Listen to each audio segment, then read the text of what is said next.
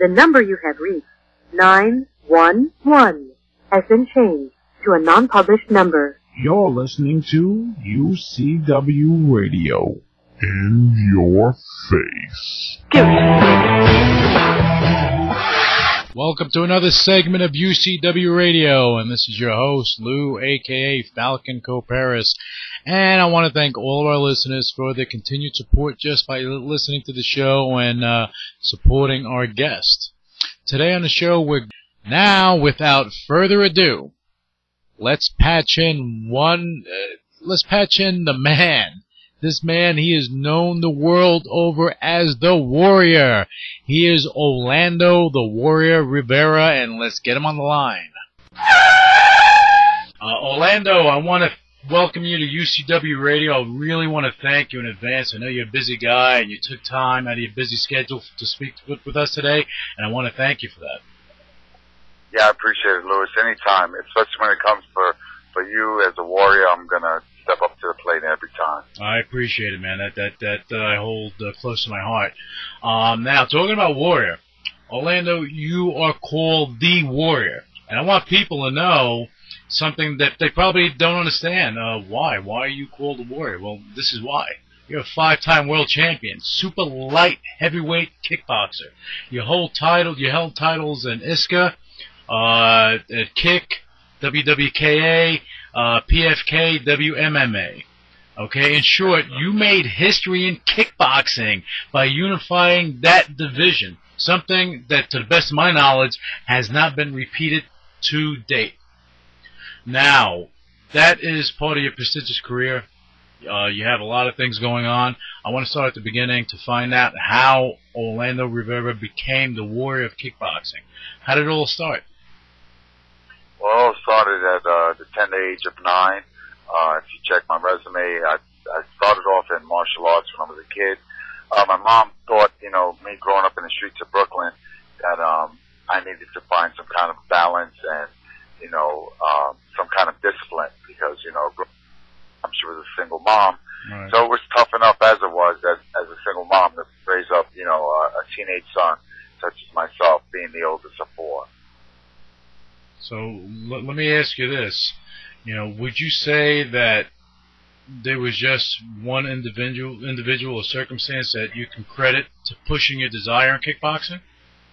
Well, like any true warrior, I was, in a street fight one time after school, and I came home. My mom, was like, "What happened?" I was like, "Well, I got jumped by a couple of kids after school."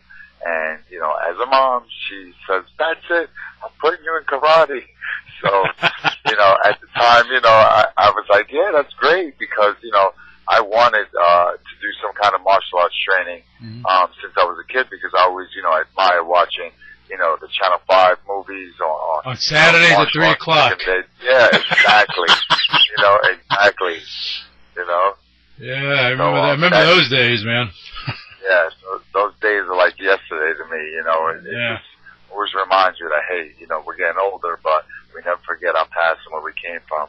And that's what kind of, sprung it up for me. And then there was, other athletes that I started looking up to, such as the Joe Lewises, the Bill Wallaces coming up, with the kickboxing. When I finally went from martial arts training to kickboxing training, these were some of the guys that, I looked up to and said, wow, I'd like to be like, Bill Wallace and be able to kick as fast and, as accurately as he can and, be like Joe Lewis and be able to, throw accurate punches, and devastating blows to my opponents. And, it just all evolved from there, as a kid.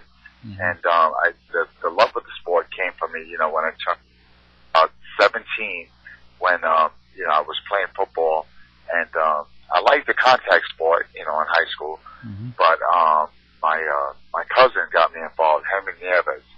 He was called the Hitman back in the days, and he got me involved with kickboxing because I came from a Taekwondo background, and he took me to his gym, and he says, "All right, now we're gonna spar." So I was like, "Okay," so we're sparring. I'm sparring with my cousin, and he hits me, boom, with a clean, straight right hand, and I was like, wow, it sent like a surge of energy through my body, and I was like, wait a second. We're sparring. Why'd you hit me so hard? He goes, this is full contact. I was like, ooh, I like it. I was like, can I do that back? You know, because in Taekwondo, you always pulled everything back, you know? Yeah, because it becomes point sparring when you compete, yeah. Yeah, exactly. So ever since then, you know, I just became a warrior and just, you know, in the pursuit of kickboxing, you know, due to my cousin. Right. He really said, you got some good skills, but, you know, you got to go through your target. You can't just pull away from it. So, you know, from that day on, I learned how to fight full contact, and I just fell in love with it. And from there, you know, it just evolved. You know, I got into boxing. You know, I got into, you know, different levels of martial arts training, you know, jiu-jitsu training. You know, I did a little bit of everything, but I mastered the art of kickboxing because that's what appealed to me the most. Right. That's your thing, and that's why you're a world champion, and you are a world champion. And I love the fact that you're talking about your mom and what she, you know, what she's done and how she, you know, she struggles, she did things. I think that's fantastic. You know, yeah, definitely. Yeah, I mean, just kudos to your mommy. A lot of credit to that woman. Let me tell you something. You know, I relate because I was raised by a single mom too, so I understand fully the struggle that's involved there. Especially, you know, you had 3 other siblings, and so did I. So it's just interesting how, you know, a lot of people don't understand how that is, especially back then. Now it's different. Back then is something else. But you know, you were a world champion. Yeah, you're a world champion kickboxing competitor. But you're also a boxer. You made mention of it. You know, what made you cross over? Because you did reach some heights in boxing. Yes, I did. I actually was ranked in the top 10 in the world of light heavyweights at the age of 37. You know, I moved to Tampa from New York when I was 37, and when I got here, there was no kickboxing going on my level. You know, and I was like, okay, well, the coach that I hooked up with when I got down here, his name was Velazquez. He was like, well, listen, can you just box? He says, there's plenty of that going on around here. I was like, are you kidding me? I was like, that's half the work. Mm-hmm. You know, I'm a kickboxer. I can box. You know, I just don't have to kick. He says, you sure you keep your feet on the ground? So I said, sure, of course I can. And before I knew it, he set me up with my first pro boxing, and I made a pro boxing debut here in Tampa when I was 37. And from there, you know, it just went on to having, you know, another good record of competitiveness where, you know, I got ranked in the top 10. You know, I won a WBC Latin American title. I was ranked in the top 3 in the world of the Latin Americans as a light heavyweight. And by the WBC, I was ranked in the top 10. So, you know, those organizations, you know, to be ranked in that level of that sport of boxing, you know, well-recognized organization. So with that being said, you know, now I turn, you know, 42, and I'm still trying to compete. And it just seems like, you know, at that age, you know, they weren't going to give me any wins so easily because I was always fighting, you know, a promoter's fighter that he was, you know, younger, and they were trying to bring up to become a world champion, you know, and get a big payday from him.